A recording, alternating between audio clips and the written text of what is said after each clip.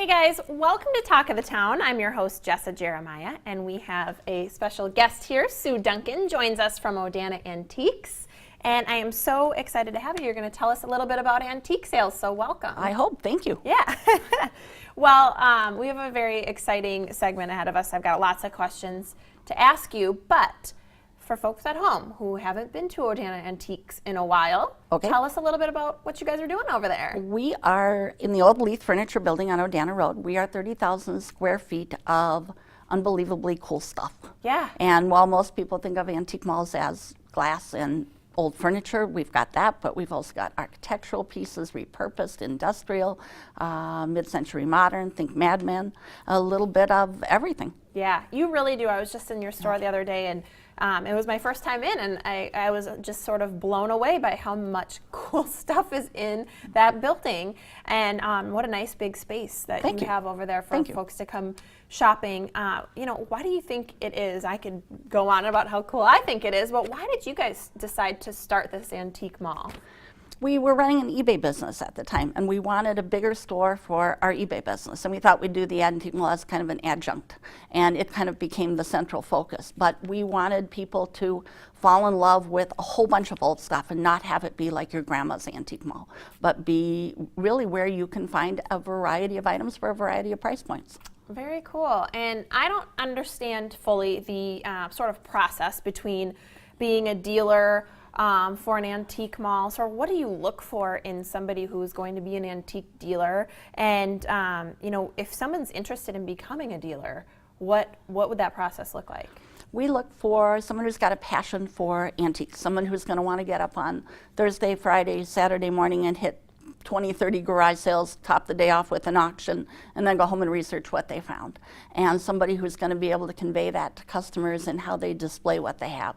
So we look for people with experience, but I'd say for anyone who has a passion for something old, start learning more about it, buy the best your money will allow, and then when you've got a small inventory, start with a booth or a case.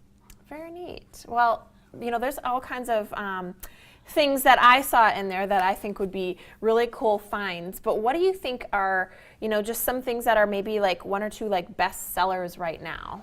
Mid-century modern. Everybody loves Mad Men, and Madison has a love affair with teak and Danish modern, repurposed.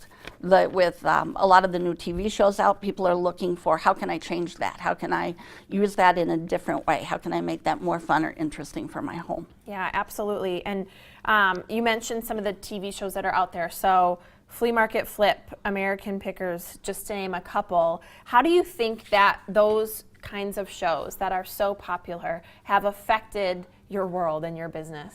They've raised prices because people now think everything they have is truly the unique, the one, the best item.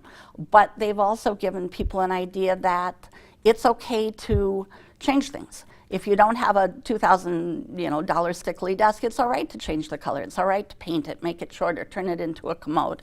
Just be flexible and enjoy what the past has given us. Absolutely. I think it's to your point, change design a lot too, because you know, the newest, latest, and greatest isn't always the greatest, right? I mean, how fun is it to go find something really cool and beautiful and make it your own? Right. And some of those shows have really taught us to do that, and we have a great outlet such as Odana Antiques to come find those really cool pieces and make them our own. So Thank we enjoy you. that. We think so. Yeah, I agree.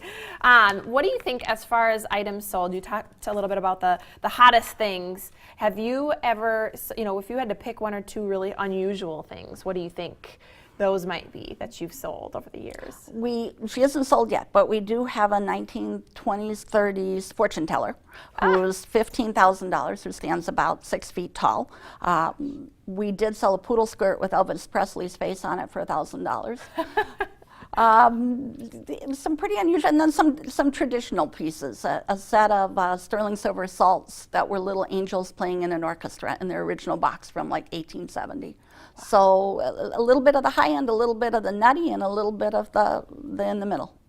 Very interesting. And that's one thing that I think, you know, you forget, you know, I was in there and sort of wowed by all these big, beautiful pieces, but you have some smaller items too for folks who are not necessarily looking for pieces of furniture, but looking for some great collectible items or just things to sort of help decorate their homes. Right. I'd check you out for those too. Right, you can find great stuff under $20 or over $500. Absolutely. Well, Sue, we greatly appreciate you coming Thank on. you. We'll be out to Odana Antiques to find out more of those great things that you guys have to Thank you offer. very So much. thank you for joining us. Sure. And guys, stick around because the other day we caught up with former NBA pro Dominique Wilkins, and we've got that interview coming up right after the break.